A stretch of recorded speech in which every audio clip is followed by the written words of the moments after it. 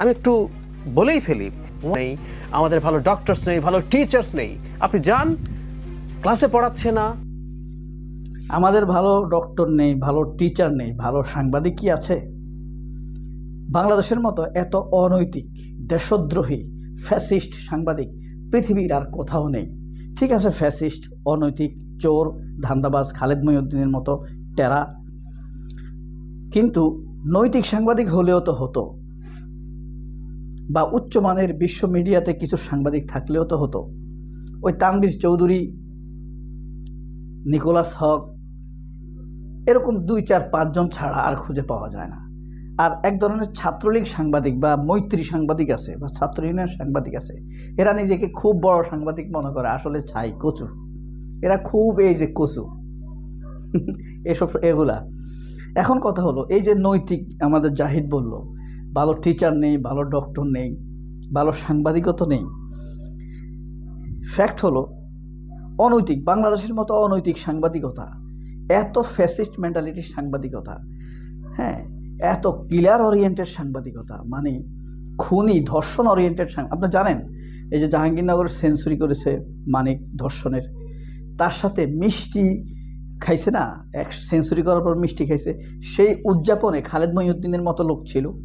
এই কারণে সে বলে মানিকের এটা প্রোপাগান্ডা ছিল, মিথ্যা ছিল। ওইটা নিয়ে একটা করব ভিডিও ইনশাল্লাহ। তো আমরা মালয়েশিয়া থেকে কি সাংবাদিক আনবো?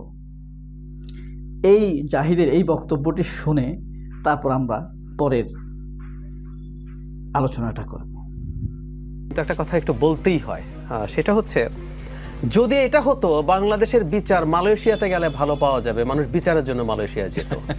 যদি এমন হতো বাংলাদেশের পুলিশিং ইন্ডিয়ায় গেলে ভালো পাওয়া যাবে, ওখানে যেত মানুষ। What I am trying to say, এবার বুঝেছেন কি বুঝেছেন? What he is trying to say.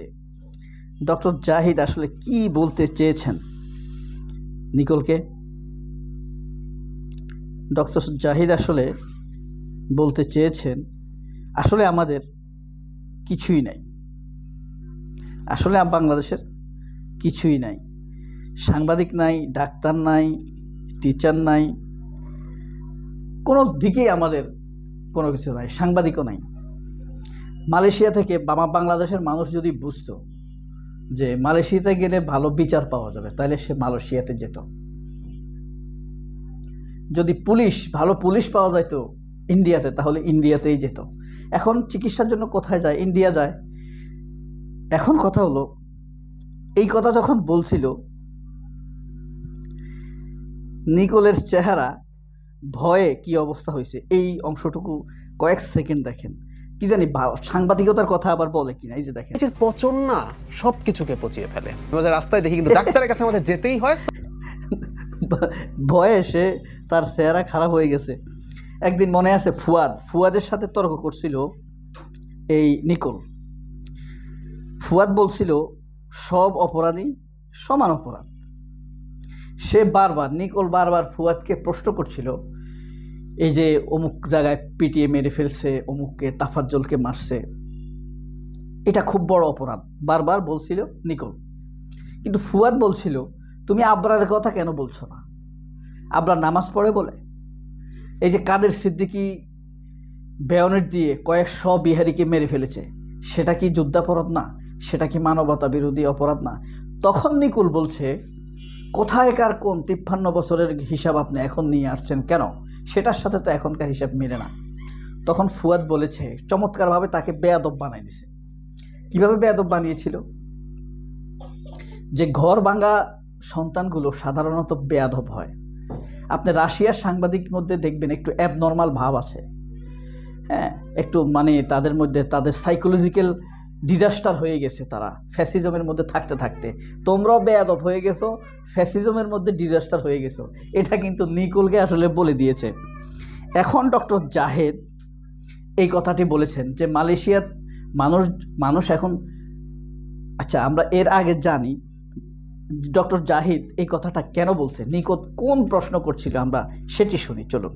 করার আহ্বান জানিয়েছেন তিনি। একই ঘটনা আমরা মালয়েশিয়া বা থাইল্যান্ডেও দেখেছি যে এই ধরনের সুবিধা পাওয়ার জন্য চেষ্টা চলছে। আচ্ছা ডাক্তার জাহিদ, আপনি তো ডাক্তার মানুষ বা পড়েছেন ডাক্তারিতে, মানে সুচিকিৎসা নিতে দেশের বাইরেই যেতে হবে, এই আর্জিটা যত দেখছেন আপনি, দেশের চিকিৎসা ব্যবস্থা ভালো করার জন্য বা দেশে আরো ভালো হাসপাতাল করার জন্য সেই রকম প্রচেষ্টা কি আপনার চোখে পড়েছে?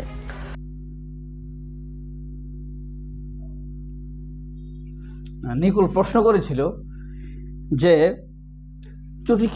সুচিকিৎসা নেওয়ার জন্য মানুষ ইন্ডিয়াতে যায়। এতদিন এইসব বিষয় নিয়ে এই অসভ্য, বেয়াদব, দেশদ্রোহী, ফ্যাসিস্ট, প্যান্ট পরা সাংবাদিক নিকুলের কোনো মাথা ব্যথা ছিল না। সিঙ্গাপুর যায়। এখন ইন্ডিয়ার বিকল্প হিসেবে যখন চীন, মালয়েশিয়া এসব দেশের সাথে কন্ট্যাক্ট করা হচ্ছে মানুষকে সহজ করার জন্য, ইন্ডিয়ার বিকল্প তৈরি করার জন্য, তখন নিকুলের প্রশ্ন, দেশে কেন করা হচ্ছে না? গত 15 বছর আওয়ামী লীগের কোনো স্বাস্থ্যমন্ত্রীকে, কোনো ডিবেটরকে আমন্ত্রণ করে এই প্রশ্ন কোনোদিন নিকুল প্রশ্ন করেনি।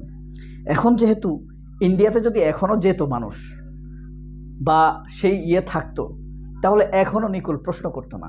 ইন্ডিয়াতে যাচ্ছে, তাদের প্রিয় দেশ, তাদের মায়ের সেকেন্ড হাজব্যান্ডের দেশ, তাদের বাপের সেকেন্ড ওয়াইফের দেশ, অথবা তাদের সেকেন্ড হাজব্যান্ডের দেশ। এই কারণে এতদিন বলে নাই, মজা ছিল সেখানে।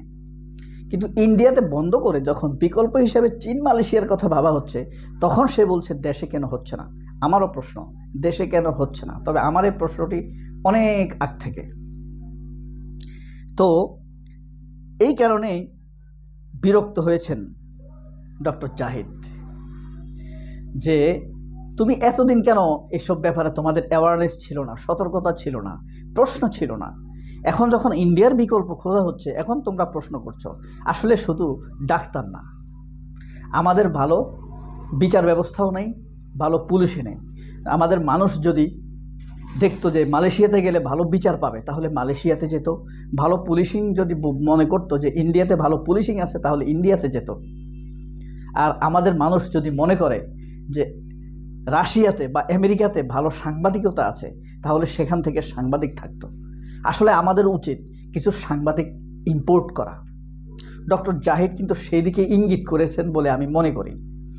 কারণ বাংলাদেশের যেসব সাংবাদিক আছে, এরা সাংবাদিক না, এরা দলীয় দালাল, ফ্যাসিবাদের পুনরুজ্জীবিতনকারী, পুনর্বাসনকারী দালাল হিসাবে তারা আবির্ভূত।